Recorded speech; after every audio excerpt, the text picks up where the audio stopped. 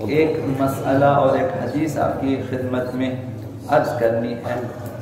نجاسات میں آپ نے دیکھا اور پڑھا کہ ایک چیز جو نجس العین ہے وہ خنزیر ہے، سور، خنزیر یہ نجس العین ہے، اور کتا جس طرح سے عرض کیا نجس العین ہے، خنزیر اسی طرح سے۔ تو خنزیر اگر کسی برتن کو چاٹے، یہ اسلامی ممالک میں شاید ممکن نہ ہو، لیکن باہر جو لوگ رہتے ہیں انہیں ان چیزوں سے شاید واسطہ پڑے کبھی، خصوصاً وہ لوگ جو انگریزوں کے ساتھ کام کرتے ہیں یا ایسی جگہوں پہ کام کرتے ہیں، تو اگر کسی برتن میں خنزیر اسے چاٹے، کسی برتن کو، یا کوئی بہنے والی چیز، سیال چیز پی لے، مثلا پانی، مثلا دودھ پی لے، تو پانی سے 7 مرتبہ دھونا چاہیے۔ اب وہ 2 یا 3 یا 4 مرتبے سے پاک نہیں ہوگی، 7 مرتبہ دھونا چاہیے، تب جا کر وہ پاک ہوتا ہے۔ کتا اگر چاہتے 1 دفعہ مٹی مانجنا ہے اور اس کے بعد 3 دفعہ یا 2 دفعہ پانی سے دھونا ہے۔ سور اگر چاہتے تو اسے 7 مرتبہ پانی سے دھونا چاہیے، 7ویں مرتبہ جا کر وہ برتن پاک ہو جائے۔ خداوند متعال نے قرآن مجید میں صراحت کے ساتھ جس طرح مردار کو حرام قرار دیا ہے، سور کے گوشت کو بھی حرام قرار دیا ہے۔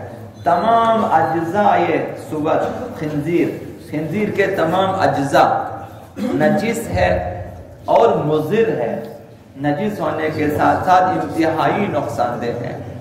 اور اس پس منظر میں بہت ساری باتیں ہیں کہ یہودی لابی اور صہیونزم اس کے پیچھے ہے کہ مسلمانوں میں کسی نہ کسی طرح سے ان کی خوراک میں سور کے اجزاء شامل کیا جائے، حتیٰ ٹوتھ برش میں اس کے بال، اور ٹافیوں میں، چاکلیٹس وغیرہ میں اس کی چربی، اور اسی طرح بہت ساری چیزیں۔ اس سلسلے میں جو لوگ پڑھے لکھے ہیں، دانشور حضرات ہیں، وہ تحقیق کر سکتے ہیں کہ بہت ساری باتیں اس پس منظر میں ہیں۔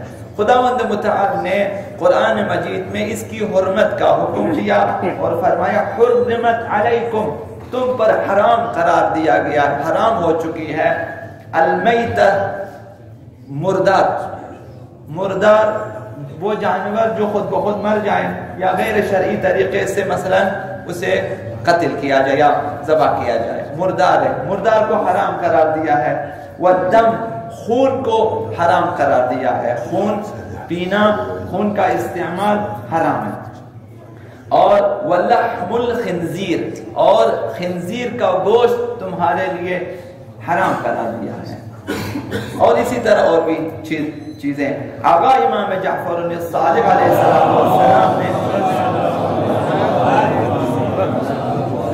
ان سے جب سوال ہوا کہ اللہ نے مردار خون اور سور کو کیوں حرام قرار دیا ہے، انہوں نے 2-3 جملے بیان فرمائے، آپ کی خدمت میں عرض کرنی۔ انہوں نے فرمایا کہ کچھ تفصیل بیان کرنے کے بعد فرمایا مردار کھانے سے جسم کمزور ہو جاتا ہے، جسم پگھل جاتا ہے، اور انسان کی قوتیں کمزور ہو جاتی ہیں اور نسل منقطع ہو جاتی ہے۔ مردار کھانے والے نوجوانوں میں بچہ پیدا کرنے کی صلاحیت کم ہو جاتی ہے اور نسل منقطع ہو جاتی ہے۔ اس لیے شریعت نے کہا کہ بازاروں میں نہ کھائیں، بازاروں میں کھانے سے آج کل تو جو ہے حلال ہونے میں شک ہے، مردار ہونے میں شک نہیں ہے۔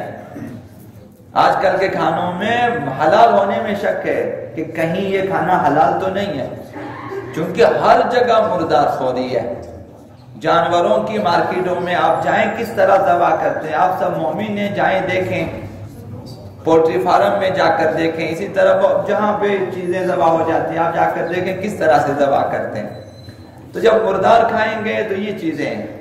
ابھی آپ عموماً دیکھیں گے کہ نوجوانوں میں بچے پیدا کرنے کی طاقت کم ہو چکی ہے، 1 یا 2 بچوں کے بعد وہ نوجوان ناکارہ ہو جاتے ہیں۔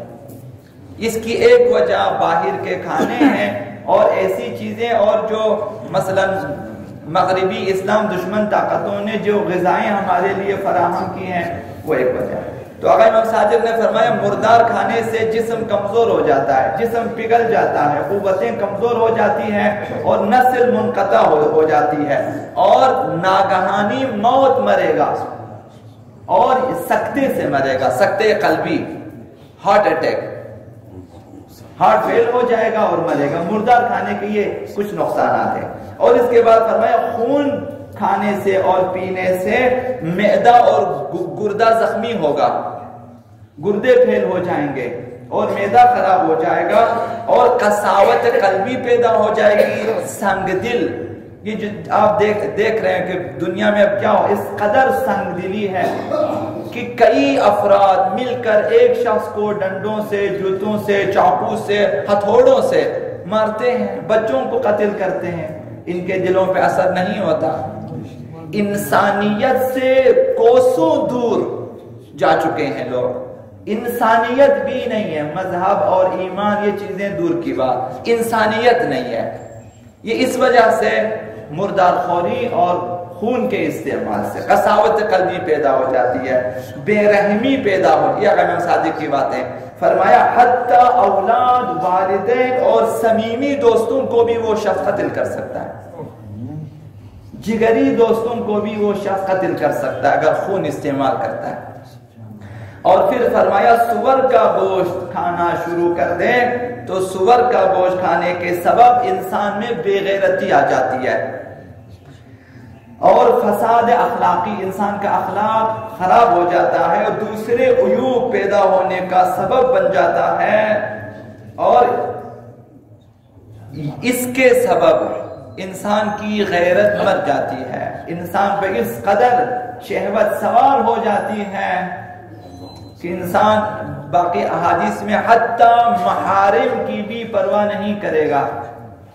جو لوگ شراب، سور اور ان چیزوں کا استعمال کرتا ہے، دیکھیں کس قدر اسلام عزیز نے ہمیں دور رکھنے کی کوشش کی۔ 1400 سال سے اس پر پابندی لگا دی کہ یہ چیزیں نہ کھائیں تاکہ مسلمان ان بیماریوں۔ آج 1400 سال کے بعد ہماری سائنس بتاتی ہے کہ ہاں یہ چیزیں نقصان دہ ہے، کہ 1400 سال پہلے ہمیں ان چیزوں سے دور رکھا۔ اب تحقیق کرنا ہمارا کام ہے۔ جس نے بھی مسلمان غیر مسلمان سائنسدانوں نے تحقیق کی اور یہ ساری باتیں ثابت ہو چکی ہیں، لہذا آج بھی اپنے اولاد کو بتا دیں، اپنے گھر میں بتا دیں کہ اس طرح سے گوشت خریدنا ہے، یقین کریں کہ یہ گوشت حلال ہے اور صاف ہے، خون اس کا جو ہے نکل چکا ہے اور صاف ہو چکا ہے۔ یہ مطمئن ہو کر اپنی اولاد کو اور اپنے گھر میں گوشت وغیرہ کھلا دیں، ورنہ قساوت قلبی اور ایسی بیماریاں عام ہو سکتی ہیں۔